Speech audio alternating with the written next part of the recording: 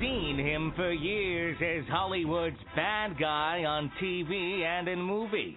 Now, listen to him right here. Here's your host, the multi-talented Jasper Cole.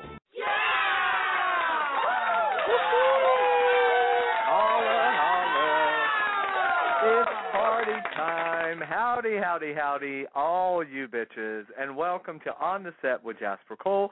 This would be your host, Jasper Cole, coming to you from On the Set with Jasper Cole Studios in Hollywood, California. And I just want to give a big, big shout out to my way too gay sidekick, Miss Ralph Cole Jr.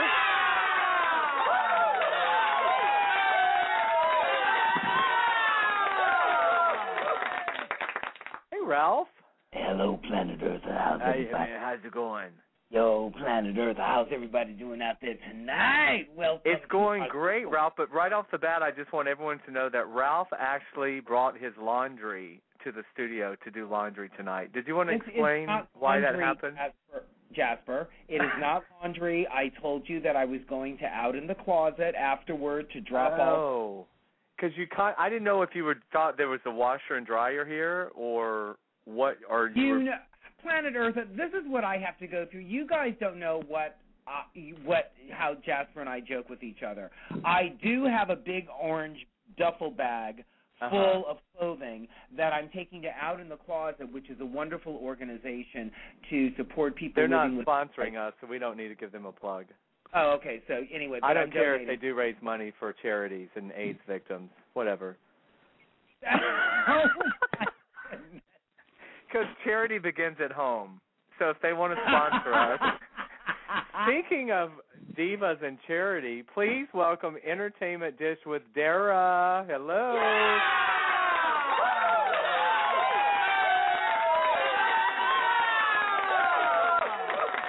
Welcome, Duchess. Hello, everybody. Happy Friday. Don't you agree that charity begins at home? Yes, absolutely. I mean, if we're not giving any free plugs up in here on the Set with Jasper Cole. That's right. And charity begins at home. That's right. So say hi to Ralph because Ralph. He's going to start folding Dara, how are laundry. You today? I'm good. Everything is good. I can't believe we're at the end of January, but everything is good. So you got that message I sent you. Where I liked your hairdo is the photo with you and Kevin, and you said you did a little bit. But I like the body of your hair. You look so pretty. Thank you, Ralph. Thank you, Ralph. You're always kissing up, and I like that. It's good. But yeah. Well, no, he's not kissing up. He's just being complimentary.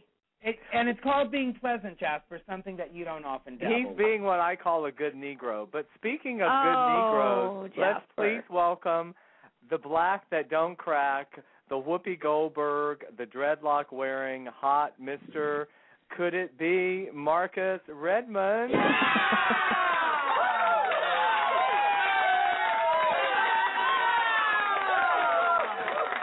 What's up, Whoopi? I mean, what's up, Marcus? In all of that, you were able to work in hot, which I appreciate. So well, I tried to end it on an up note because I figured, for all the females out there that have the hots for Marcus. Yeah. Oh, is there a lot? Oh, please. We get them all. They have to get through ISIS. Not just for all the females, just for all the people on the planet Earth that are attracted to Marcus. Why limit it to... Right. Does Marcus have his own fan club? Maybe we should do That's coming from the gay side of the room. Had to make it all about, politically correct and whatever. It's called about all inclusiveness. Marcus Maybe we should do an On the Set with Jasper Cole calendar, and Ralph, Jasper, and Marcus can be featured every 3 months. Well, what about you? No, honey, exactly. no. Exactly. Jared, I want to give a shout out right now to Lucian, who's very gracious to offer to do my laundry and take it down to the creek for me. So thank you very much, Lucian. Oh, Lucian offered to do your laundry? Lucian did. Wow. I think Lucian has a little crush on you, Ralph. Well, he just wrote he's my official stalker. Well, if he could see you with that He told you he's stalking you? Yes, he writes here, and it's very genuine and organic. I am Ralph's official stalker. He is a big star, and every star needs a stalker. Wink. Oh. Thank you, he's Lucy. so cute. Well, there you go. Well, usually though, stalkers, have restraining. If he's really a stalker, let us get a restraining order on him. Okay. Let's see how dedicated he is to being a Worthiness. stalker. He's Well, listen, not. everyone, Marcus, hello. listen. Nice to be with you this week. Okay, Ralph, zip it. I missed Excuse that, me but again? okay. You see, Ralph, when my lips start to move, you'll need to zip it. Oh, okay, dear. well, I wasn't Be nice. looking right at you at that moment. Oh, I love Ralph. Go sit in the corner. Okay. Speaking of, Yes. we have to thank all of our sponsors. And by the way, we're always looking for new sponsors. So anyone that's interested in advertising on the Set with Jasper Cole, please email us, Facebook us at On the Set with Jasper Cole. Twitter is On the Set W Jasper, or go to our website onthesetwithjaspercole.com. And our sponsors, of course, Tyrone Artworks, Imagine That Productions, and Wayman Productions. And we can announce tonight, we're very excited to say that beginning a week from Sunday, February 3rd, we are so happy to be going over to Universal Broadcasting Network, ubnradio.com, at the historical Sunset Gower Studios. The first Sunday in each month, we're going to be live in studio from 4 to 6 Pacific time. We'll have live celebrity guests, and we're going to be live streaming so Lucian can see Ralph in person and, decide if he's still his stalker or not. And listen to what Lucian just wrote. This is hilarious. If you love something, set it free. Then stalk it from the bushes with a gun and ice cream. And we all saw Roots 1 and 2, so set that free. Oh, dear. Okay. Jasper. Well, there it is. There's There it is. Where's Wow. LeVar Burton when we need him, right? Oh, my. Just be quiet. I'm John Amos. I love that, Dara, on our radio show, like on Jasper's radio show. Just be quiet. Well, I know. Dara's forgetting I have the mute button, but whatever. I don't think I've had to use it in a while. We may have to change the name of the show from On the Set with Jasper Cole to Just Be Quiet with Jasper Cole. Okay. How about Shut the Fuck Up? Well, that's a Brandy saying. Brandy from the Real Housewives of Beverly Hills, STFU. She says that a lot. I love that. I love her, but let me finish plugging our new radio station now. Okay. Please. So everyone, ubnradio.com, starting a week from Sunday, February 3rd, 2 days after my 35th birthday, boomerang it to me, February 1st. I do accept gifts and money whatever. in the bank. I'll give out my routing number. Mailbox money. If you need the routing number for deposits, I can give you that privately as well. We had a hilarious. fun dinner party with a lot of your friends. That was a year ago, wasn't it? That was on February 1st. Oh, yeah, exactly. I We don't gave know you what- that chicken for your birthday cake. Yeah, last year. That's right. I had a surprise party, but, that was the 34th. This 35th is a big one, so I want to try to just take it all in and realize that making it to 35 is a big, big deal. So I'm really excited about that. Well, you know what? This is a thing that's very awkward. You tout yourself as being a fucking veteran in the business, right? Mm-hmm. Oh, Here we go. I've been in the business for 25 years. Aren't we tired of her? I am so glad. Oh, to cut that that's bitch mean. I don't like when you do that. That is just mean. Well, sometimes Ralph, I love you. Sometimes When you listen back. Sometimes Ralph is just going on and on. Ralph, were you saying something? I'm sorry. He took a wagon train from Athens or Atlanta or somewhere. You keep making all these slavery references tonight. 25 I don't know. years You're talking ago. wagon trains, I thought a freeing wagon people was like, that's Little House on the Prairie. They from the didn't have blacks on shackles, that. and you've got that kerchief on your head, and you brought your laundry in here. Kerchief. I mean, Yeah, he's God. 35 years old. So basically, you started out at Little House on the Prairie. here when she you goes again. I'm so sorry, people. It's funny how Ralph's mic is having the microphone's not working. Oh, It's like, you're terrible. one last try. Ralph. I can see you over there pressing that mute button. Ralph, I'm so sorry. I'm going to try to fix the line. Your mic is cutting in and out. I do apologize for that. Mhm. But anyway, well, listen, everyone. We have to. I want to start off by giving some acknowledgments tonight.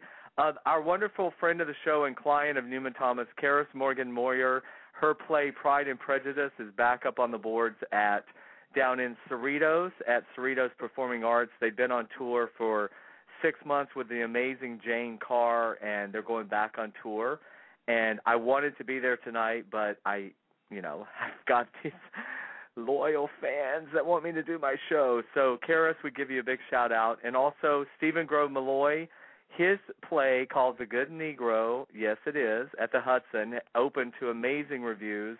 And later in the hour, Stephen's going to be calling us from the theater right before he goes on tonight to say hello and let everyone know how they can get tickets and come out and support his play because it's doing great. But again, we just want to give a big thanks to Tony Sweet and to Ann Walker and congratulate them on their new station. A lot of people may know that we began this show at Global Voice Broadcasting, which Tony started as well, and it's so great to be coming full circle and being back together again. So big shout out, and everyone knows Ann Walker from all of her acting, but mostly probably from Sordid Lives, the Del Shores play and sitcom, and she's a Del Shores troupe member, as I say, and part of the repertory company. So, and Ann has a radio show, the Ann Walker Show, that's going to be, of course, back on UBN as well. So anyway, that's that. And again, the SAG Awards are this coming Sunday night. Marcus and Ralph, did you vote? Absolutely. No. Marcus? No. No, you didn't vote. You know what? Marcus, I'm not nominated. I didn't vote either. So. What did you say, Ralph? How come you sounded so down just then? Awards bother me. I mean, I can't. For some reason, I just don't get it. The only award show I can stomach is the Country Music Awards because I love my country. I know, Marcus. We're going to have to talk about something. You and Darius Rucker are like the only two black people in country music, which I think is really interesting. Oh, I'm sorry. I know you don't. I mean, he is black. I don't know. No, we have one of our guests is a black country singer, Jasper. Who? Have we? It's not. Her name escapes me, but Shanika Knowles. Yes. You think she's country? Wait, no, not Shanika. There was another a pretty black girl that we had on our show who was a country western, I think. Carlise Burke? Yeah. Ronnie Butler Jr.? No, I don't remember. Are you thinking of Kim Yarbrough? She's not country, though. No, it wasn't Kim. Maybe I'm mistaken. I'd have to look in our archives. But I thought okay. There's not a whole lot of us, but the thing is, in terms of just acting, I don't know, because I don't do what I do for, the audience, the people, and money, yes. So they don't have an award show where they pass out cash. It's called the People's it's called the People's Choice Award. But the People's Choice Award, collectively I won one of those when I was on Murder One, and that's Boomerang. I love it. Go ahead. It's not, but it's not the People's Choice either. You know what I mean? Like it's the people don't choose that specifically, and I don't know. I just feel like there's so much stuff now where the industry sort of pats itself on the back for not really doing that much. I just can't get into people getting up and getting little trinkets and talking about it like it's like gravely important.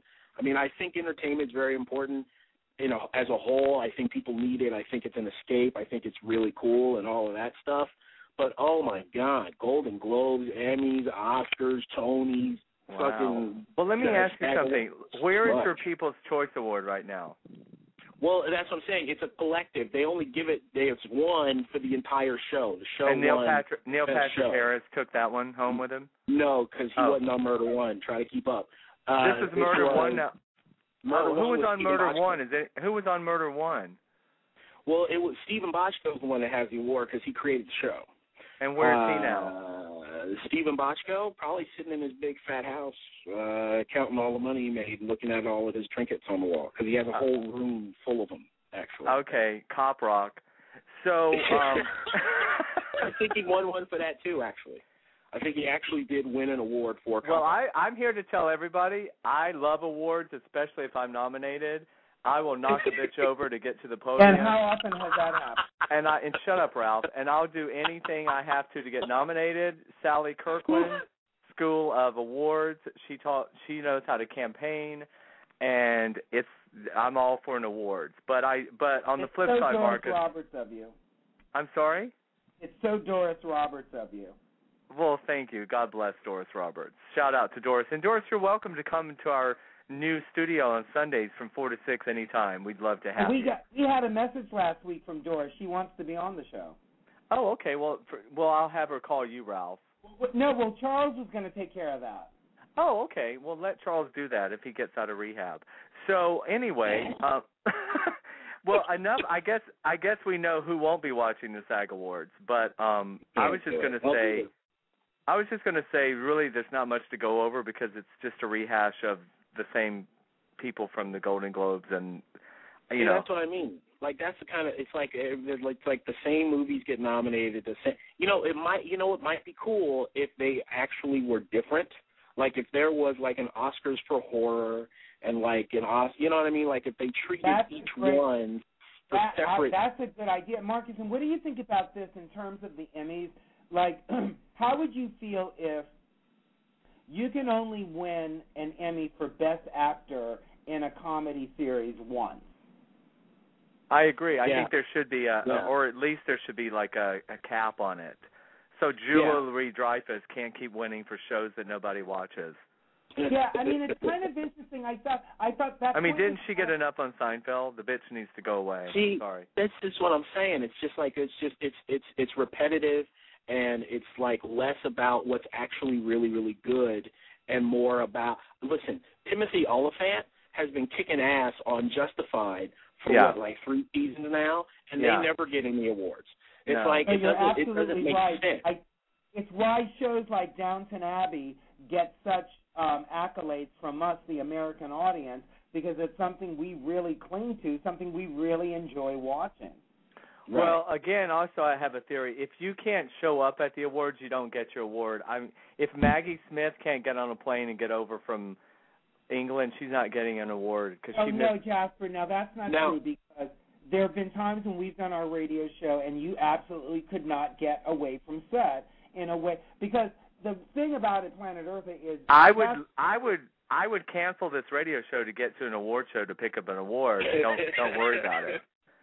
I mean, these people who can't suddenly be like last week, Ed Harris wasn't able to be at the Golden Globes unless you're in ICU with something in your vein. Any job you're working on will let you out to go to the Golden Globes. So now, see, here's the thing: that statement right there, that's the actual secret. Not a lot of people know this, but that's the secret about the People's Choice Awards. Oh, they all know ahead of time. Yeah. Yeah. So but here's the best part. But that's the only show they know ahead of time.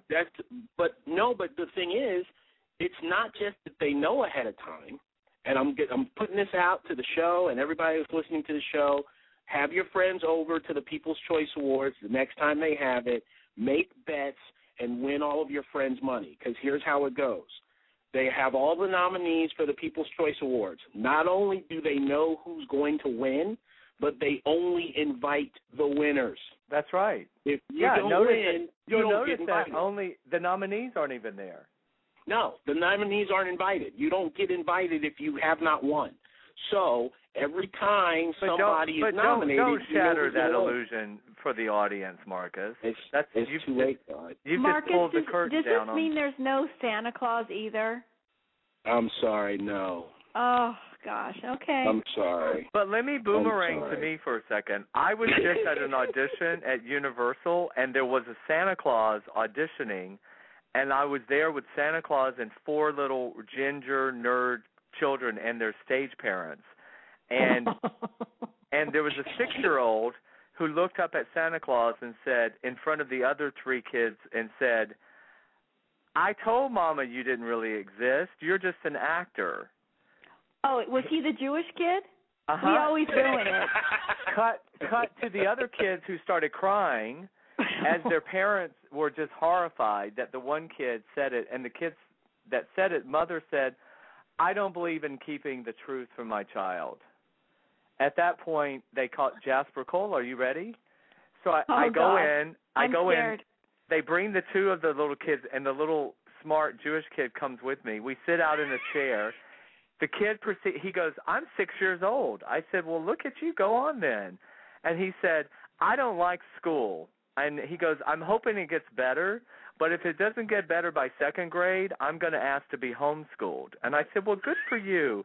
You should." And he goes, "And furthermore, if it's not better after that, I'm going to be emancipation at 15, and I'm going to be an adult." I said, "Well, rock on with your bad self." And then he had a little thing around his neck, and he goes, "Look what's in here." I'm not kidding. He had like 4 teeth in there. He had just pulled 4 of his teeth out in the car on the way over. He said, "I've lost all my teeth." And I said, "Oh, my God, does the tooth fairy come see you?" He goes, "I haven't had time to worry about it." Oh, my gosh. Wow. And then, lastly, I had my cell phone out, and he said, what is that? And I go, "It's an Android." He goes, "I've got an iPhone 5, I've got an iPad, an iPod, a laptop, a desktop." He mentioned 2 different Kindles. He's 6 years old. So Planet Eartha, I just wanted you to know that that's our generation, our future. He That's said scary. he's been acting since he was 3, and he's been on a computer since he was 2. Wow. That was the cutest kid you've ever seen in your entire life. And then I had to follow him. So I go What's into his name? I don't know. I go into the room, and I said to Julie, the casting, Julie Hutchinson, I said, "Oh, my God, I hate to have to follow cute kids like that." Pause. She said, "Yeah, that's why I tied my tubes." And scene. Oh, dear. Yeah. So it all starts with story Santa Claus. Yeah. Is that kid used the word furthermore. That's I know, right? What did that do? And furthermore. I mean, guys, But he I'm not messed up kidding. emancipation. I mean, he did mess up emancipation, but I'm not kidding you. This kid was on a roll. He had suspenders on and a bow tie. Oh. Oh, my God. Uh-huh. Was he Larry King's kid? No, the Larry King's kids don't have red hair. Well, let me tell you, earlier in the lobby, the 2 mothers were there, and one's like, "We were on hold for a Lowe's commercial yesterday." She's like, "Oh, well, we turned that one down because we were on a veil for a TNT series." And then she goes, "Oh, really? I think, let me see. Richard, did we go to, no, Oh, that's my right. God. That's right. We were at Paramount for a different one." Oh, they just compete. It's disgusting. One up on the child actors. And I Yeah, wanted to it's turn around and disgusting. say, you all need to just watch Lindsay Lohan. But speaking of Lindsay Lohan, did we hear that she turned down $500,000 to not do Dances with the Stars this week? Yes, I did hear that. I would pay her $500,000 to go away, basically. Well, no, dude, you know what's happening, right? This movie that she did with God, what's his name, Paul Schrader. Uh-huh. No, every film festival's rejecting it. Everybody. Sundance turned it down, Southwest turned it down, and they're flipping out. They have no idea what went wrong. I can tell them, but they have no idea why they're not getting any sort of attention. Well, some of the reports are saying, the quality was so bad. It's called Nobody Wants to Deal with Lindsay Lohan. Nobody cares anymore about Lindsay Lohan. And she can't act. So, and unfortunately, you can't. It's not even just her. Like, I think another big problem here is that the star of the film, is a very famous porn star. And you can't just be sticking porn stars in movies and expect it to work. Do you know what I mean? Okay, can we talk about movies and putting people wrong in there? Have you guys seen this Josh Duhamel and Julianne Hough, the Notebook movie that's coming out? I've seen the trailers. And why are they letting her be an actress? Because she's You with know why? Ryan Seacrest. Pardon? Well, Because she's Ryan Seacrest's beard. Okay, Okay, it well, doesn't I have to matter. say I'm speechless on that one. I mean, I've heard that before, but Well, of I mean, all the think actors, about it. How else did she go from dancing on Dances with Stars? This is her third. She starred in Footloose, Rock of Ages, right? and now she's in this one. And do you think? Okay, but Footloose made sense. Yeah, but I mean, Yeah, you're right. well, right. honestly, between all of us, I think she's better than Josh Duhamel. I'm sorry, that's just my opinion. Well, Here's the thing. What's his name? Okay, all of this is about Nicholas Sparks. Nicholas Sparks writes the same book over and over and over again. Yes, and they keep making the same movie over and over again. So it doesn't really matter who's in it. They just have to be pretty and white. That's all that has to happen. I know, but of all the actresses in Hollywood that would be loving to get a lead role like that, they pick her. Jasper, is Ryan Seacrest producing that movie?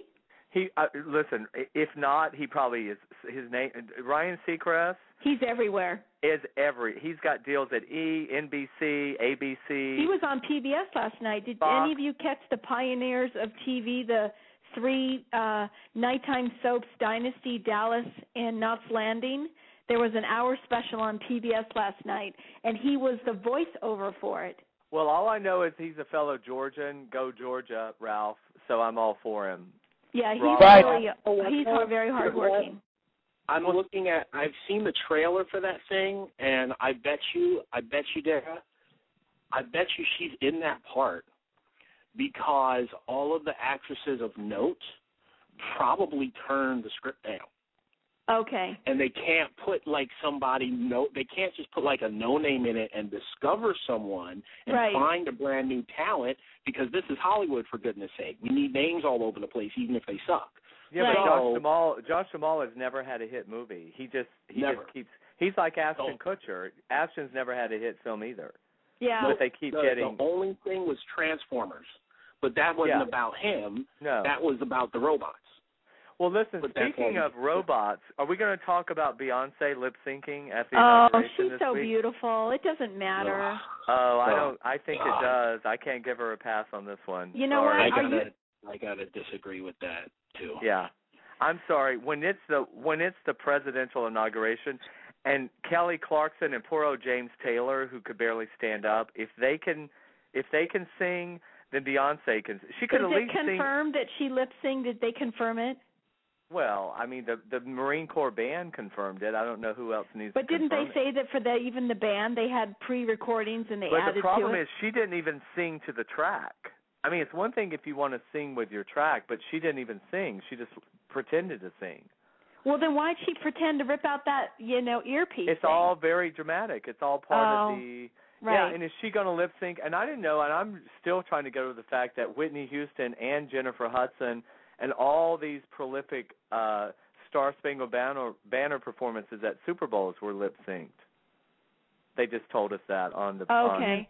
Did you read the article where they were saying Obama should resign from office because if you know Beyonce lip synced, then maybe he lip synced his speech and all the things that he promised the American people. What is wrong with our nation? There's a lot. I mean, we don't have enough time to talk about what's wrong with our nation. I just thought, I thought it was a great inauguration. I thought Michelle Obama just worked it out. She looked amazing. And there's a couple that actually loves each other and touches each other and shows PDA and the whole thing. I mean, you can't get more real than that. I mean, think about, can you imagine Mitt Romney and his wife up there? I mean, I just can't even imagine it. And they would have had Donnie and Marie. Exactly. Perform. Well, Donnie Marie. I don't know. I think Marie gets a little freaky. I mean, she does get freaky. I told you I saw them at the Pantages. That was a lot of fun. Yeah. Did she get freaky there? She does get freaky. She's hilarious. She's she's been through a lot. She did piss herself in public. You guys it was saw all that, fun and games until her gay son jumped off the top of downtown building and killed himself. But I guess we don't talk about that. Oh, that's sad. Did you guys see the YouTube of her? She was on some boat performing and she pissed herself. Oh yes. Yes, oh my God. That's why I love her. She peed on stage. She pissed herself. That was in Vegas. Vegas? No, that's a boat. You're right. No, she was on a boat. Yes. Oh, wait. Speaking of boats, I have to boomerang it to me for a second. Boomerang it. starting on Monday, I'm going to be working on this new film called Dark Skies with Tara Reid, John Hurd, and Ian Ziering, and it all takes place on a boat. And wait, you're going to work with Ian Ziering? From 90210. We'll talk later. Oh, okay. Well, he's coming live in the studio in March. So did you want to wait and talk to him? Yes, he is. You tell him that I approached him at that scout dinner. No, I'm going to let you tell him in person when we see him. Oh, God. He didn't give me the time of day. I think he thought I was a stalker. I know his ex-wife. Well, this is great folder off for the live show. Yay, Daryl! Yeah, it's okay. He sort of looked at me like, who the F are you? And I thought, okay, well, I guess I need to walk away now. Oh, no. Well, now he's on your show, girl. Please let him know I don't want to have sex with him. I'm not stalking him. I was just being gracious and saying hello.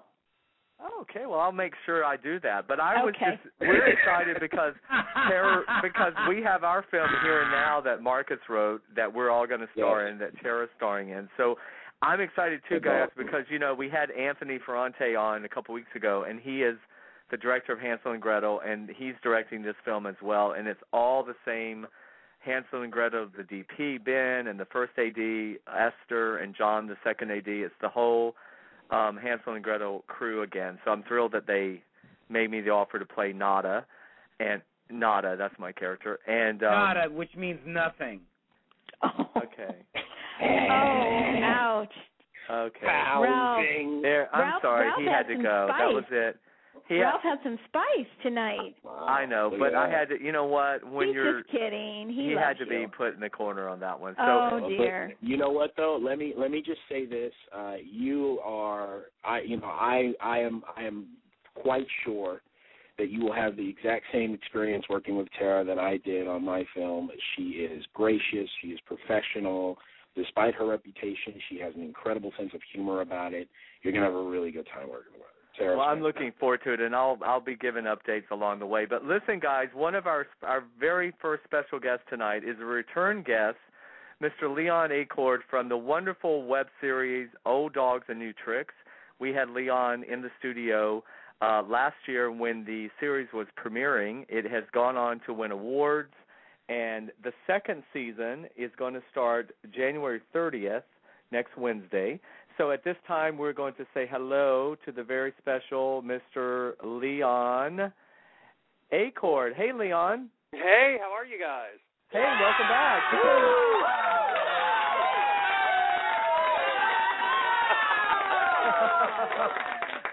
Welcome back. How great to have you on again.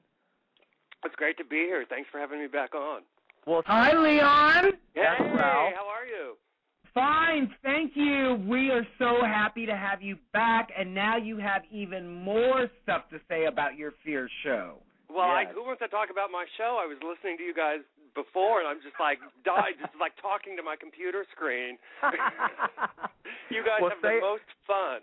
Oh, say hi to Dara and Marcus. I think you met Dara maybe in studio. Yes, he did. Hi, Leon. Yeah, and we follow each other on Twitter. And Yes, okay, we do. Great. Leon, I remember, Jasper, I told you I think Leon looks like Robert Plant. Yes, he does. And I like David Bowie also. I can live with that, too. Just don't call me Barry Manilow. Barry Manilow, I'm not too fond of. Barry Manilow. He's got a little too much scary work. We talked about that last time. And no Vanessa Redgrave either. You don't mind that. Maybe Vanessa Redgrave's son. That's it. Thank you. There we go. Yeah. Well, listen, welcome back. Congrats you, on everything that's happened with Old Dogs and New Tricks. You just went on to become award-winning and ratings through the roof, and you have all these amazing actors on the show, guest starring and reoccurring. So tell everyone. Well, first of all, tell all of our, because we're at Blog Talk. We were at a different station the first time, but bring us to date on everyone who may not. I don't know why they haven't seen the series, but tell everyone about the series and what's happening and all that good stuff. Well, we were our first season came on this time last year. Wow. We only had 4 episodes, and the original plan was, okay, well, we had the pilot on the early summer of 2012, and then 4 episodes in January, and the original plan was, well, let's put these up there and let's see what happens over 6 months or so, and if it looks like there might be something to it, then we'll push it. Well, the response was just immediate and kind of caught us all off guard. And it's been a year. You were like, be careful what you wish for, and you're like, oh shit, now I got to really turn this out. Yeah. It was really overwhelming, and thank God I met a couple of people online. I'll give them shout outs if I may, Corey and Jason, who sort of came to my rescue in terms of social media and fundraising and PR. And you met them online in a chat room, Leon? Oh. Tell them I said hello. Hey, Jason. Hey, Corey. Cuddly Corey. Cuddly Corey, wow. I can't pronounce Corey's last name. Cuddly Corey. I'm from Indiana. You think I could pronounce Native American names, but it's yeah, well, that's when they should just use an initial at the end. So I went to Maconaquah High School, for Christ's sake. Oh my God! Wow, look at you. Spell I'm half Cherokee, and I don't even know any of the Indian names. So it's. Well, now listen. So we want to give a shout out to all the cast members. We had a lot of them on the show. Well, I could start naming them, but why don't you just tell us who's in the cast and yeah. Cool. There's David Pevsner. I think he's been on your show. He just recently did Scrooge and Marley, a feature film. Yes. And he was in Liz and Dick. I was just going to say, he was also, speaking of Lindsay Lohan, Yeah. He was the doctor who came and said, we think you have cancer, and then came back in 2 minutes later and said, oh, no, we were wrong. He's great. He's great. He's a great actor. I can't wait for people to see what he does in season 2, because I feel like he was kind of wasted the first season, but we actually have a new regular, Doug Spearman, who's playing his spouse. Fantastic. From Noah's Ark. Noah's Ark, and he's working on a film now called Hot Guys with Guns, which looks really fun. Sort of like isn't that his project that he's? Yeah, he wrote it, produced it. Very passionate about it. And he's talked to us. He wants the 4 old dogs to come on and do it like a cameo. In the movie? Yeah, in the movie. So that would be great. That would be great. So he's playing David's husband. And their marriage is on the rocks, so there's lots of fun stuff there. Kurt Bonham plays Brad King, a one-hit wonder from the 80s who still thinks he's 20 and is like the king of the online hookup. He's very well endowed, and he's played that off to his advantage. He's great. He's actually he's straight, and he's the most fearless actor. I mean, he'll just do anything. He's got a scene in the 3rd episode of the 2nd season that if anything gets us booted off YouTube, it'll be that scene. You can only hope for that. Yeah. Well, I actually have a stash of straight scenes from movies and Sex and the City on YouTube, just waiting for if they threaten to pull us for some scene that I can just say, well, 2 straight people did it in this scene, and you don't have a problem with that. You never know. Be prepared. You never know. And then Jeffrey Patrick Olsen plays Muscles Carter, personal trainer to the stars. He is fantastic. Well, let's say Dr. Jeffrey Patrick Olsen. Dr. Jeffrey, yeah. Yes. He's a man of many talents. I can't wait for people to see what he does in season 2. I always knew he was perfect for the character, but every episode has some bit of one moment where he does something that just cracks me up every time I see the footage. So well, and my longtime friend Tom Beard, TJ, who I've known forever, plays Muscle's boyfriend. Yeah, he's in I think 8 episodes of the 10 new episodes of season 2, and he's in episode 2. You're going to see Tom do something you would never see him do in Genoa City. But he might be doing it in his mountain retreat house right now, but that's a whole other story. Tom's an amazing artist. I mean, an amazing painter. He really is. He's amazing. So many painters, they just have 1 or 2 I don't know, genres or milieus or forms that they work in, and he really can do anything. It's amazing, yeah. And listeners, you will probably remember TJ or Tom from The Young and the Restless playing Philip Chancellor, and more recently, he's one of the first openly gay actors to be on they brought him back, has made his character come back from the dead, come out of the closet, and Yeah. only in daytime. You know, I was totally unaware of any of that. I was a fan of Young and the Restless in the 80s and knew Philip Chancellor from his first stint on the show. Right. And then cast, you know, so it came up that he got cast as Bobby, and it wasn't until, you know, I saw the names like, what about him, that I did a search of him on YouTube and discovered that they brought him back and had a whole storyline that he faked his death because he was gay. And it's really great. It was groundbreaking for daytime, you know. It really was. Yeah. It's a shame they haven't followed up because they haven't let Philip be gay ever since, you know, because you know what happens every time, you know, the head, they bring in a new regime of writers and producers, and then suddenly it's so. That storyline's not important to us anymore, and they move. And, of course, Ryland Shelton. Yes, let's talk about Ryland Shelton. Who was on our show as well. He's the resident twink. Well, I don't mean Ryland is, but the character kind of. Oh, well, maybe in the first is. season, not Ryland himself. I just, you know, I always think of someone like, you know, who looks like 14 and is hairless and like Ralph.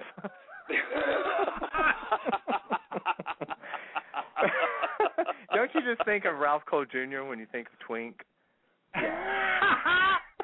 That's not the first. I do know now. Now I always. Now you can't never get it out of your head. So. I think of him when I think of orange, but. Thank you. Thank you, Leon. You're welcome. Yeah. No, I think of him when I think of Roots, but go ahead. Ryland's like 6'3", and he's like, you know, 190 pounds of, you know, he's not a twink. No, he's a strapping young man. Yeah, he's great on the show. It's a great character.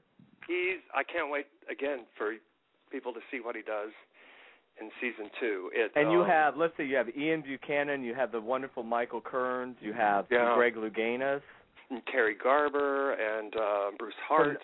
Dara, I think you might remember Terry from Knots Landing. Jasper, because Jasper Dynasty. did a fabulous Wait, I'm sorry, Jasper, go ahead. Terry was Leon. Was Terry on Dynasty or Knots Landing? Dynasty. She was a Carrington. She was a Carrington back in the day. Yes. Back in the day, and she's that's so just like what Diane Carroll's character said. Won't it just knock their socks off when they find out I'm a Carrington? Exactly. I love that you know that. I love that show. I love the Dynasty thing. You guys were talking about the pioneers of television. I love that. It was great. Oh to my see gosh, them all. Dynasty was just it for me. Done well, over I need to do and a boomerang for Jasper Cole when we mentioned Michael Kearns, because Jasper and Michael did a wonderful play together that Jasper just absolutely excelled in, and that's the thing that is remiss. That's a bad thing for the radio and for you audiences that know Jasper from all this prolific film and TV work. Wow. Is to see him on stage now, because it's a whole different live, gritty realism. And if you know how Jasper is, I mean, Thank you, Ralph. Hear how Look, here, Ralph, take this money right here. Here, take I it. was going to say, this is the I was first like, I've bitch, heard you already be nice have to the each job. other. I mean, you're already the co-host. What else do you want? Just write it down now. But you guys all see how difficult it is to work with Jasper here on the radio. So when you see him in a play working with other actors that actually tolerated him and respected him, it was. I think what Ralph's trying to say is Michael Kearns, and don't forget, we were directed by Rick Sparks, boomeranging it back to Jeffrey Patrick Olsen as well. Yes, boomeranging it back to my show, yes. Back to the guest back of to honor. Leon. Let's get back to Leon. Thank you. But Leon, tell everyone about your characters, okay, because you created the show, you write the show, you star in the show. Yeah. Well, I'm one of the stars. I don't like to say I'm the star because it really is an ensemble, and a great one. I mean, I pretend this is an ensemble too. So. You gotta say what you gotta say just to keep them happy, right? Exactly. Oh my goodness! But I mean, honestly, you do it all, and so I have a lot of great help. I mean, I have two great executive producers and some great directors. So I don't tell want to everyone create about the illusion your that's character. Tell everyone about your character and how the storyline kind of starts with you. start What is singing. that buzzing? Somebody's phone is buzzing. Oh, I don't know. I'm Okay. hearing voices. Yeah, Okay. sorry. Go ahead, Leon. Well, when the show started, I played Nathan Adler. He's a theatrical talent agent working in youth-obsessed WeHo.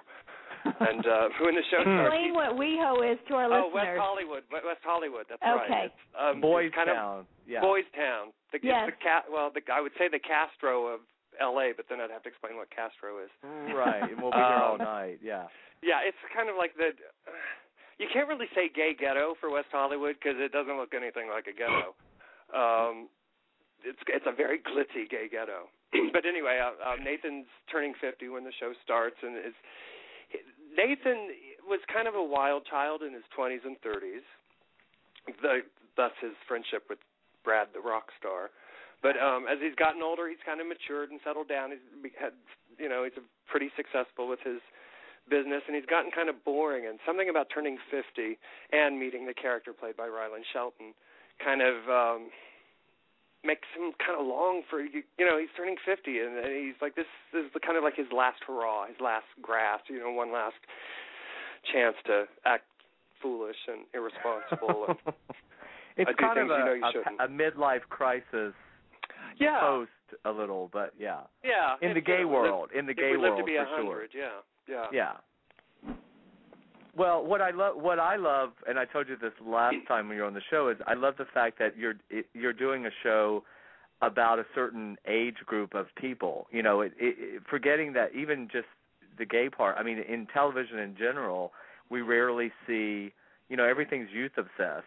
So, totally. I mean, you rarely see 40-year-olds and 50-year-olds. That's the new Golden Girls. Yeah. I'm wondering how long it'll be until we see, a show like 90210 set in a junior high. You know, it just seems to be skewing younger and younger and younger. Well, yours is really like a Sex in the City. It's it gets. I mean, I think yours is a little more poignant at times. It's not as fluff as Sex in the City was. Sex in the City did go deeper at times, but. Yeah. Well, the thing is, they had more time. Our episodes are like 7 minutes long. Exactly. So, we cut in and cut out. Because they had vaginas. Oh. What? Well, there's some vaginas on Old Dogs and New Tricks. Mm-hmm. Which brings me to Amanda Abel, who plays Lydia Lasker. I'm so glad you said vagina. I was trying to get around to her. So. I'm all about the segue, Leon. And Leon, we're forgetting another vagina. What about Bruce Hart? Oh my God. We all love. I think that vagina is spelled with 4 letters, isn't it? No, I'm confusing him with his character. Bruce is a sweetheart. Absolutely love Bruce Hart. Yeah, Bruce is amazing, and I think Bruce and Ralph should be on a sitcom together. They're sort of the white and black version of each other. So. Oh my God, that's a good idea. They could do a remake of The Mothers-in-Law. Right. How great! Wasn't that Eve Arden? Mm-hmm. Yeah. And Kay Ballard? Kay Ballard. Yeah. Would that be great? Hilarious. Oh God, Leon, we totally dated ourselves tonight. I love that. This might be my next web series project. Maybe I'll become a mogul and just start producing web series. I like the idea of them two of them working in a comedy together. You will have to have oxygen machines on the set just to keep some air pumped in. There won't be a lot of air left, right, Ralph? Exactly, because I'm bigger than life. That was a compliment, Ralph. That's about the best I can give you right now. No, I totally take compliments, Jasper. I take anything I can get from you, really. My goodness. Hey, I'm going to interrupt a little bit and give a few shout-outs to some of our lovely, lovely listeners. First, I want to give a shout-out to Katie Schatz. Oh, she had Katie. a little bit of trouble connecting, and she's having health problems with her father, so we're sending her good vibes and wishing him well. And Lucian and Miss Fran just clicked in, and all of our wonderful listeners. I just want to give a shout-out. Okay, Leon, go ahead. Well, tell them to put down the crack pipe and listen to the show. Because we know what our fans are like, and we'll take Nurture them wherever that we audience. can get them. Our fans are great. Our fans are great. All, we have to tell everyone, I know there's a lot of places they can find the show, but tell everyone where to to be able to listen and see the show. Me? No, Leon. Oh. For Old Dogs. Oh, Old Dogs. They can find it at our website, which is olddogsnewtrickstheseries.com. Our YouTube channel is Old Dogs the Series. We're on Facebook, Old Dogs the Series, and on Twitter we're ODNT the Series, just because we wanted to complicate things. I like the logo too. Yeah, it's very nice. Thank you. I was just about to say that too, Jasper. I know, Ralph. We're so much not alike. But I know exactly, and I like that. Thank goodness. Yeah, we have the logo right here, Leon. Speaking of Terry Garber, the thing about logos is, no matter what it would be, we'd all cling to it because it's a hit show now. Go ahead, Leon. I'm sorry. That's relative. In web, it's hard to define a hit show in web TV because, I mean, there are some shows that are well-known but rarely watched, and they're considered hits, and there are shows that are widely watched that no one's ever heard of. So, where was I going with this? You mentioned Terry Garber. Oh, the logo. Her sister actually designed that. Oh, wow. I was very kvetching nice. to Terry about, I need to find a graphic artist, and we have no money. And she's like, call my sister. Wait, who? I did. Terry Garber's sister. Oh, Lisa. okay. Very talented woman. So you Very guys cool. won outstanding dramedy and outstanding ensemble in a dramedy at the LA Web Festival last year, right? Last year, correct? Yeah. For season cool. 1. That's fantastic. Yeah, we know that a is lot fantastic. Talk about awards more. That's different to me about awards because that's like something that should get recognition. I mean, there's a lot of work that goes into, a web series. Sometimes it's like even harder to do than something that's longer form because you've got to really know what you're doing to get things done in such a short amount of time. And you don't have an award show. You don't have a big producer paying for everything or a studio backing you. It's great to be able to say an award-winning show. That certainly helps. And I don't want to, disparage winning an award because it was certainly nice, and I would highly recommend it. Oh, but I please kind of don't agree. forget, I'm all for awards. So yeah, we're all for that. But I kind of agree with what you guys were saying about there's just so many of them. And Yes. What's the difference between the SAG Awards and the Critics' Choice Awards? Well, the SAG Awards is the one awards that I get into being a SAG member, and that it's just actors voting and that kind of thing. I do like the SAG Awards. Okay. It's just there's so many, and it's so there arbitrary. So it's so clicky. Exactly. Even in the web series world, there have been a couple of things that we didn't get nominations for that people said, "Oh, you were snubbed," and it's like it's. I mean, it's all political, like anything. It's political. It's a popularity contest. It's like high school all over again. It really is. Yeah. But I always think just think it waters down the Oscars a little bit. By the time we get to the Oscars, we kind of, it's been sort of the same speech and the same dress with a different cutout on the side, and I don't know. It's just a whole. I don't know. For me, I think maybe just do one other one and then the Oscars. But of course, if we were all nominated, we'd be thinking differently. You'd be there in 2 seconds, Jasper. You'd be in hair and makeup all day, and then you'd be there in 2 seconds. If there's a red carpet, I'd be there. Okay. When did they coin the term award season? Because, I mean, when I was growing up, it really was just the Oscars. The Golden Globes were kind of like this now they have joke. more channels, more stations, more things to put advertisements in. It's just the obsession of who wore what and who's the odds-on favorite today, and then how's it change tomorrow? It just gets kind of nauseating. I know. Hold on, guys. We have a caller. We have a caller. We have a caller coming in, and I think I know. Could this be Stephen Grove Malloy? It's the most Hollywood guy, Jasper Cole. I have to give you your proper applause. Well, listen, speaking of the good Negro, Stephen Grove Malloy is starring. No, he's starring in the play The Good Negro at the Hudson Theater, and he's What's his name? Stephen Grove Malloy. Okay. And hey, Stephen. Now, Stephen is no. She's like, who? Yeah, well, IMDb. I'm trying to find him on Twitter. Stephen came to the studio when we were at GVB. Yeah, I must not have been there. But no, Stephen is no stranger to awards. He's an NAACP Theater Award nominee, and don't say it, Ralph, because I know you were too. So, yes, Ralph was too. But Stephen, welcome and congratulations on the play. There's just a whole house full of people here. So I wanted for you to give a shout-out and tell everyone how they can get tickets to come see your performance. Yes, and we appreciate you doing that, Jasper. Hey, Ralph, how's it going? Stephen, hi, congratulations, welcome. Thank you. Yeah, Jasper, like you said, we're up at the Hudson Theater. We opened last week. We're running through February 24th. And the Hudson Theater is right there between Vine and Highland on Santa Monica at 6539 Santa Monica. And folks can go on to the web at plays411.net/thegoodnegro, and they can pull up ticket information. We do love the title because tell everyone that quickly the playwright and the director. I mean, it's really an amazing play, and it opened last week right around Martin Luther King's birthday, and so it's very, very timely. Correct. The play went up on Broadway in 2009. The playwright is Tracy Scott Wilson, who is an amazing young playwright from New Jersey. And what she did is wrote a fictional account of what was going on behind the movement with Dr. Martin Luther King around the murder of the 4 beautiful girls in Birmingham, Alabama in 1962-1963. It's kind of the jump-off point for the civil rights movement in the United States. And Tracy kind of says, in these fictional characters, behind the storyline of what we all know in the civil rights movement, what was really going on with who they were. So separate from being a hero, how do we discover our humanity? And so we kind of take you on a journey of that around the whole subject of civil rights, and it's a very powerful piece.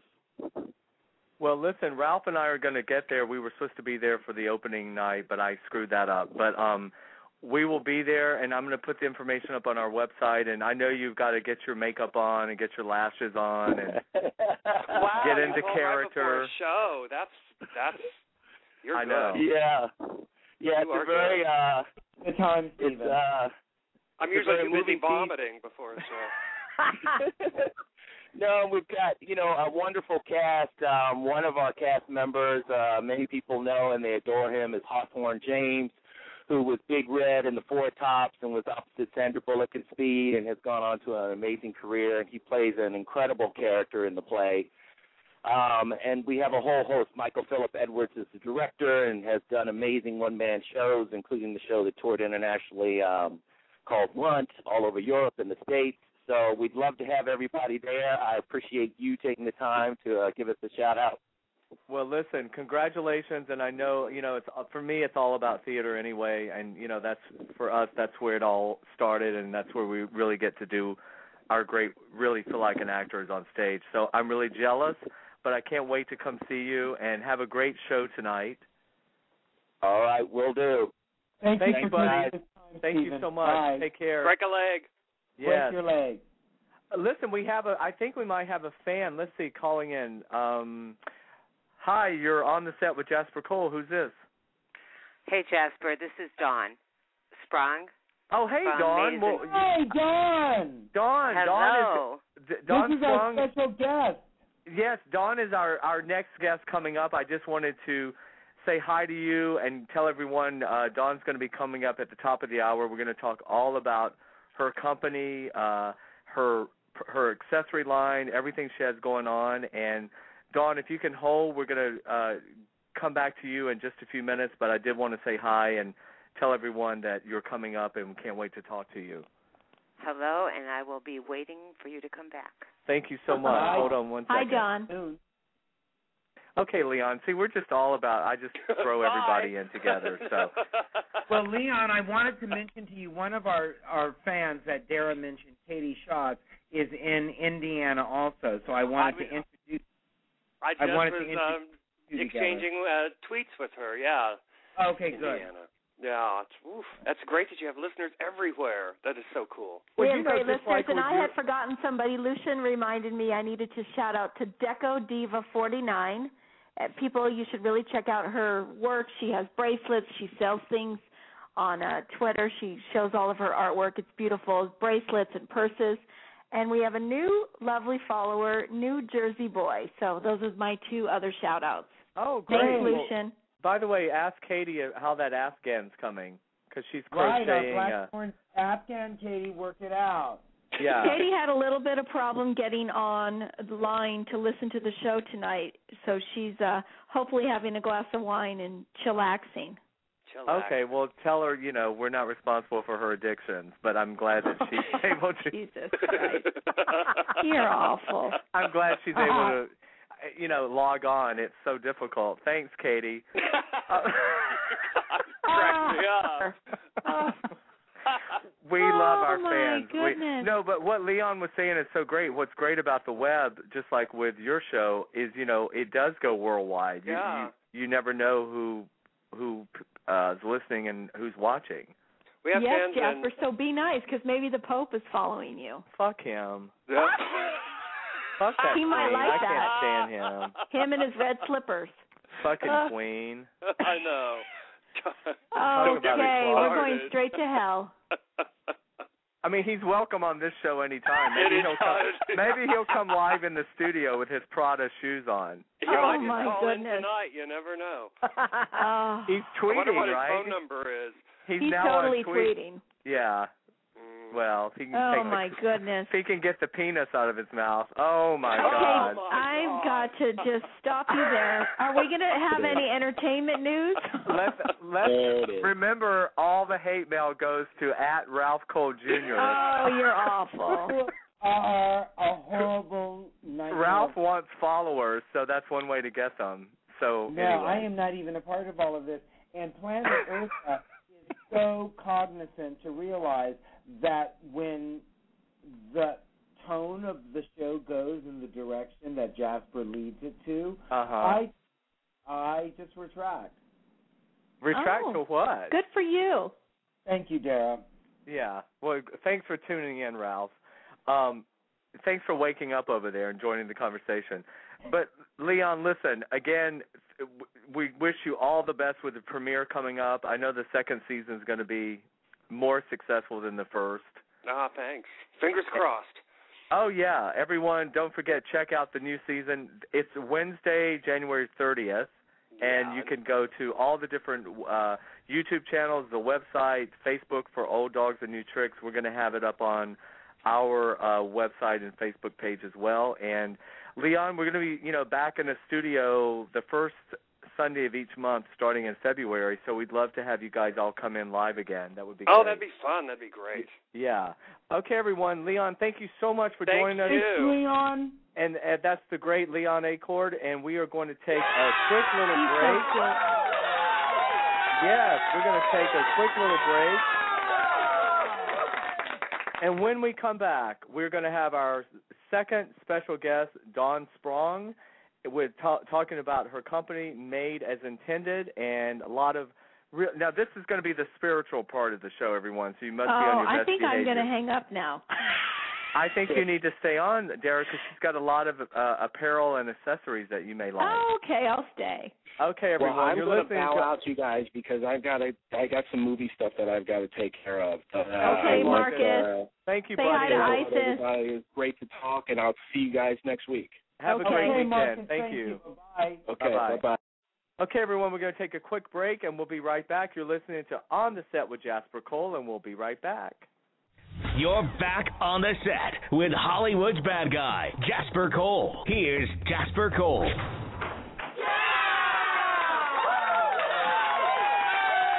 Woohoo! All right. Howdy, everyone. Welcome back to On the Set with Jasper Cole, coming to you at the top of this 7 o'clock hour on this wonderful, wonderful night. You're listening to us from the On the Set with Jasper Cole studios.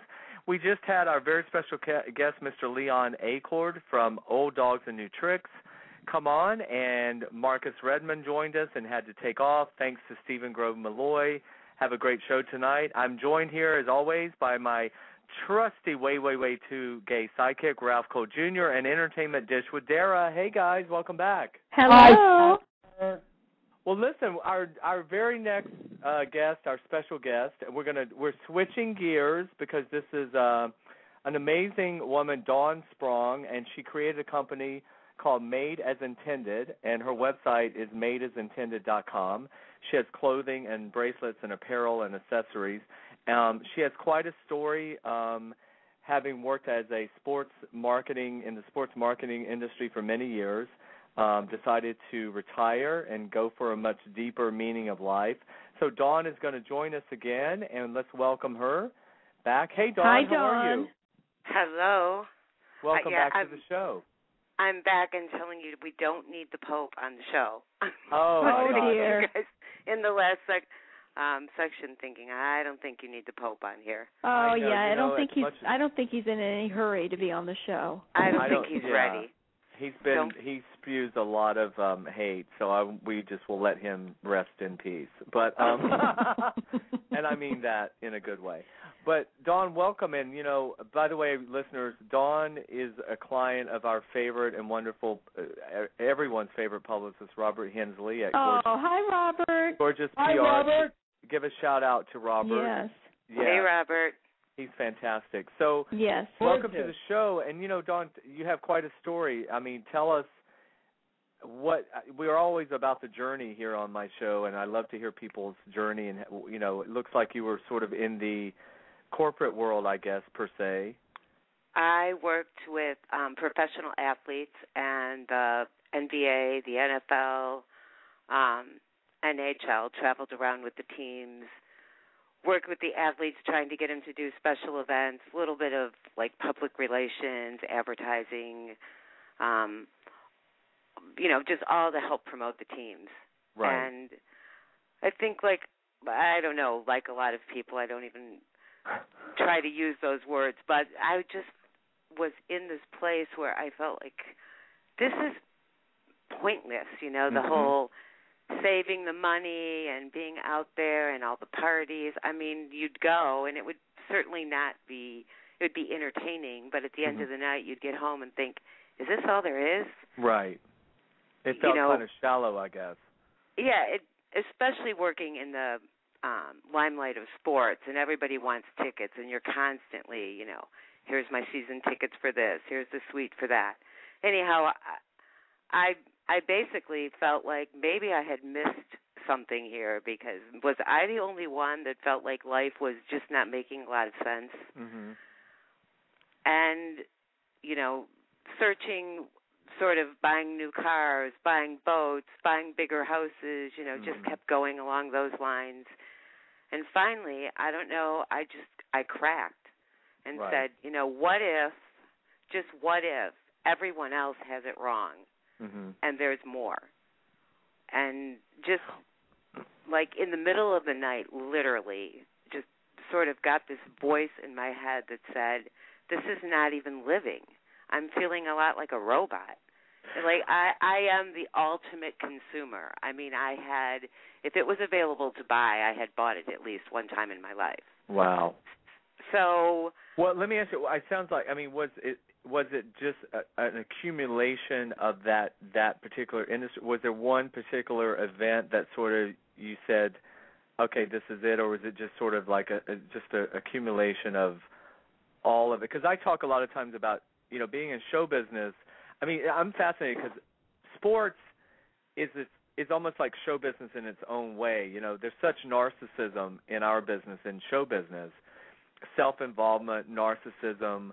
They're similar. I mean, I think in some ways athletes are even put on bigger pedestals. But and this is by no means generalizing all athletes, of course, but it just seems to me like it seems even more superficial about, like you said, the bigger cars and the bigger houses and how many wives can we have and how much alimony do we have to pay. And I don't know, my perception of professional athletes, that whole genre is, I think it seems to me to even be more shallow than show business, if that's possible. But well, I have never been really around that much show business, but sports is show business. Right. I mean, there's so much going on in the team offices promoting just how great the athletes are, and so much covered up to make them seem all that.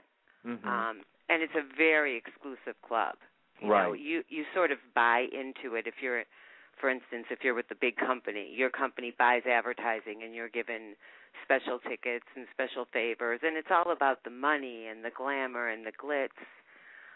And, you know, the caviar is really big at the parties, but you go home after the caviar and you're like, what was that about? Mm-hmm. You know, like, what is so special about that lifestyle that it's really making my life make sense? Right. And trying to have some sort of balance or spiritual balance. Would you say you've always sort of had a spiritual foundation or background, or? Well, I mean, I was dragged to church, and you know, weren't we all?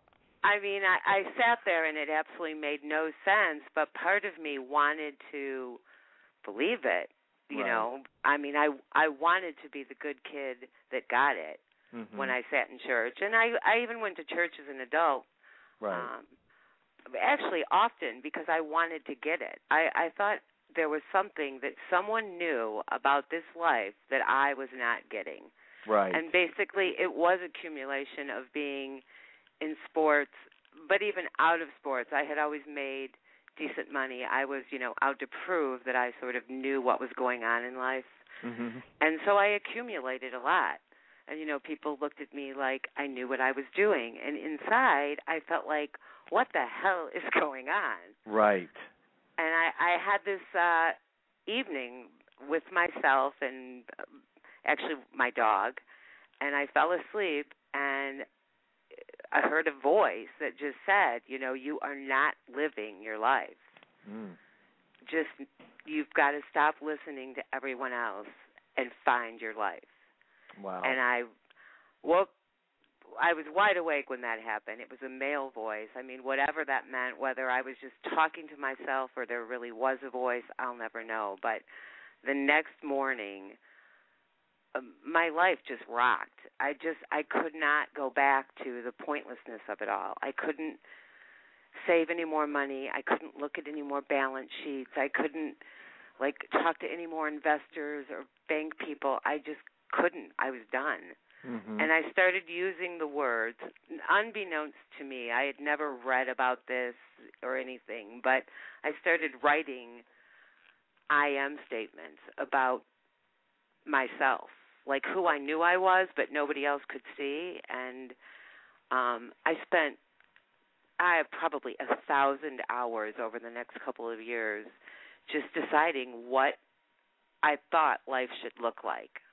And I didn't care if no one else saw a perfect life. I just sat there and wrote I am, and would follow that with what I knew I was, but that I wasn't getting from myself, like I am happy or I am generous, things that I don't really know that I ever took the time to be, but I knew was somewhere within me.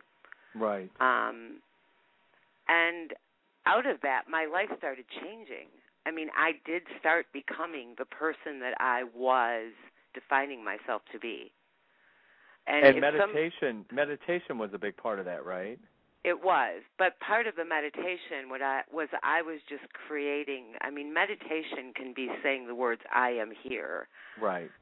I think a lot of people think you need to go to India or you need to listen to some spiritual music or go to a yoga class to meditate. Right. You know, the truth is, at least the truth for me, is that we already know within ourselves what will work for us. Mm-hmm. But we've become robots of like a consumer age, and we're afraid to say exactly who we are, what's on our heart, and what we really want the world to look like, and walk away from all the other stuff because we're afraid that, you know, maybe we're wrong. Mm-hmm. But in all honesty, I think maybe our heart is right and the world is freaking wrong. Right. You know, maybe there is a better way for all of us if we just stop. Like, stop. And I'm not saying to stop buying things because I still buy things. It's just when I buy things, I really enjoy it. I really, really enjoy them now because I'm like, this is very cool that there's all this stuff out there. It's no longer just like, collecting things. It's like, wow, look at this. Look at all the stuff that's like being made in the world, and I can buy anything I want. It's a great segue over to your company, to your Made as Intended, because you have your own company, and tell everyone about your accessories, your blessing bracelets, for example, and you have your own accessories and apparels that you now have, and it's, I guess it's a great way to say you're creating stuff that you feel like is actually doing good for people when they buy them, as opposed to just one more car kind of thing. So what's the idea behind, say, the blessing bracelets? Well, the idea behind the blessing bracelet is it's so much bigger than me, I can't even explain it. There's been about 180,000 of them sold. Wow. There's no logic. But I gave those bracelets to friends as sort of a way to say something that was, for me, important, that maybe we should all look at life differently. Like, think about all the things that are going right. You have a roof over your head. You have a dog that, is like adorable. That's pretty much what the bracelet says on the card. It's like gratitude. For gratitude. It's gratitude. It's like right. Put some gratitude out there. It might change your life. That's what the card said. Women started doing it, which I found surprised, but I was. Because then they started ordering more from me after I gave like 10 to friends. Well, women do love jewelry, let's not forget. Just say bracelet and they'll buy it. So you tricked them. See, you said bracelet and they didn't know they were going to learn something about gratitude at the same time. I guess, but the truth is, the design is beautiful. I mean, somebody said, did you go to school for design? How'd you come up with this? It's simple. It's sort of a pure-looking design, but you go places with the bracelet on. You could have on a 15-karat diamond tennis bracelet, and they'll notice the blessing bracelet. So they started spreading to 700 stores, and then I start getting letters from people saying, I got this job, and it's because of the bracelet, or I'm in remission from cancer, and it's because of the bracelet. Wow. And I think it's because so many people were, actually using them to count gratitude that it blessed people. Maybe not the people doing it, but maybe somebody else. I believe it. That whole karma wheel, it's right. Crazy but happening. And the clothing, made as intended is MAI. When you look in a mirror, it says I am. Basically, that was, again, as much for me as for anyone else. Like, when I look in the mirror, I want to know that I am and who I am, and it's for me that I'm defining myself, not for everybody else. Right. For everybody else, it's made as, I am made as intended. Like, I don't want to have to change anymore to fit into society. I want to be exactly who I am. I don't know how live your authentic life. Live the life that you are intended to live. And I mean, I think that's the hardest thing for a lot of people. Also, is just thinking they have to be something that they're not, or try to live a life to please other people. Right, or that they, by feeling outside of everything, are outside of it, when really, it's all in their thoughts and the way they're thinking that can change things. Right. And, we're looking outside at everyone else to try and help us or encourage us, but really we're missing the main point, is that we're alive. And there's something about being alive that can really direct you. I mean, exactly. None of what I'm doing is really authentically something I could have done 5 years ago. But by just looking inside myself, it was already there. Well, and like you said, part of your journey, I mean, doing all the sports stuff that you did led you to where you are today, So that was all meant to be. That had to happen to get you where you are now. So, I mean, that was a blessing itself. Exactly. So fighting against where you're not actually can work against you as well. So that goes all the way back to the made as intended. When you're ready to stop fighting it, sometimes that's the biggest miracle of all.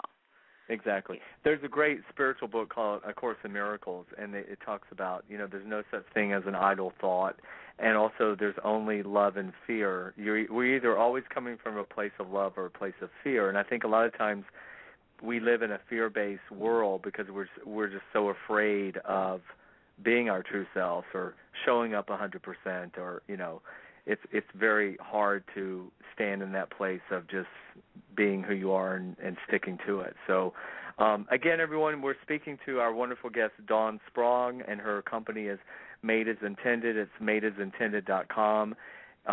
Click on the store tab, and you can see all the different apparels and accessories. And so, what else? What's coming up in the future? What's happening with the company? I guess it's continuing to grow. And do you have other things happening that we can look out for?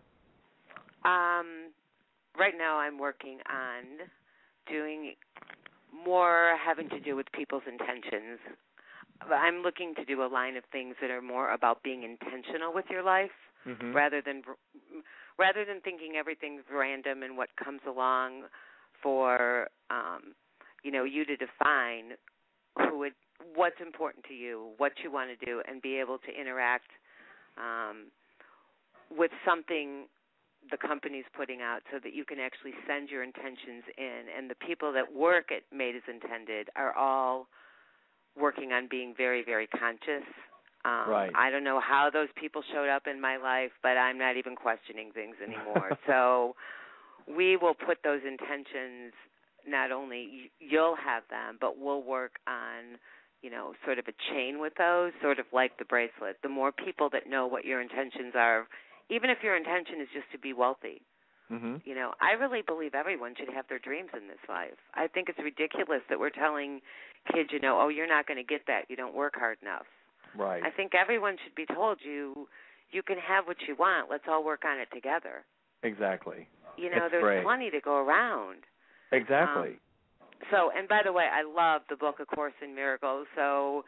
Oh my God, Marianne Williamson. For me, I mean, she certainly didn't write the book. The Course in Miracles has been around forever, but a lot of people may associate Marianne Williamson with A Course in Miracles. For me, it was Marianne that introduced me to A Course in Miracles. But it's just a great spiritual book about life in general and taking charge and creating your own reality with your thoughts. It's very much like Science of Mind, I guess, or it's a spiritual path. It's non-denominational. It's certainly not a religion. Well, she is wonderful, and that book is wonderful. And yeah, when you mentioned that, this is very much my own Course in Miracles. I walked away from all the fear of what balance sheets look like and how much money's in the bank, and just decided if that was the way I had to live, I would rather not live anymore. I'm done with it. Well, and that takes a lot of strength. That's a big for most people. They just can't imagine walking away from that in this society. So that was a leap of faith. No pun intended, that you took, and look what it's done for you, or look what you've done for yourself. It changed everything. So, but I would love to help other people get their dreams under them, because I think they're all there. I just think we're looking in the wrong direction. We're looking for the next thing to fill us up, rather than asking our heart what it wants, and we'll have it. Right, and we're always looking outside ourselves. Even with relationships or whatever, people want to. We have to be whole. We have to be a whole person first before we can help anybody else. So, well, Dawn, listen, time is, I don't know where the time goes. It flies. So please come back anytime. It's been so great to have you on the show. Best of luck with everything, and I wish more people were on the path that you're on. But listen, they're going to get on the path when they go to madeasintended.com and buy your products. And again, come back anytime. Best of luck with everything, and it was great to meet you. Thank you. It was wonderful meeting you guys, and I hope to talk to you soon. Thank you, John. Have a good night. Thank you so much. Bye-bye. Bye-bye.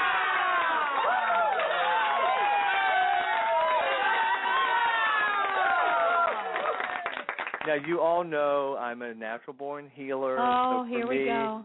This was the perfect segment for the listeners to see, that we can do very deep spiritual segments here on the Set with Jasper Cole. Exactly. Right, Ralph? Ralph? Ralph, wake up, Ralph. I'm here. I said we can do very deep spiritual segments. Yes, you're asking, and consider the source. Listen, before we close tonight, I just wanted to bring to me about that short film Dirty Talk by Jeff Sumner, and that I star in with Jeff and Jason Bogue. And talk about learning the spiritual lesson. Go ahead. Thank you, Jasper, for having us on your show. I just wanted to let Planet Earth know that we have been entered into our 9th festival, the University of Oregon. Sarah, help me. Ralph, can you do me a favor? Tomorrow, we are going to be out in the Desert Film Festival in Tucson at the Fluff Studio and Gallery, Ralph, where we are nominated for a Crystal Cactus Award for Best Comedy. Ralph, what did you take from the last segment? I took that it is important to celebrate and did he pass out? I can't hear him. I can't hear him. What? What? Where is he? Ralph? Can you do me a favor, Ralph? Can you spell emancipation? ANCIPATIO.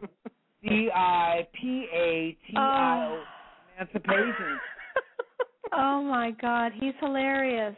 Well, Ralph, I'm so glad that you took in the whole message of it's not really about ourselves, and it's not about the awards we get or the festivals we're in. That it's really, Ralph, it's about having time to go within, deep within ourselves, and think about how we can help the world by thinking of others. Yeah. So you're on set on Monday opposite Tara Reid. How did that work out for us? Darren, do you have any comments on this? You're killing me. Ralph is like dry humor. He's killing me. He doesn't know where he's at. Do you have any? He is killing me. Did you drop some comments? LSD in his coffee? Would you have any comments on anything she said in terms of not wanting to, not to go, not to seek things outside in the material world? Ralph? Sarah? Wait. I said. I do realize that the spiritual part of the show has put both of you out. No. Were you asking me the question or Ralph? I just want you to play back the show and listen to these last responses. Oh, my God. But listen, guys, it's counting down. You're the best.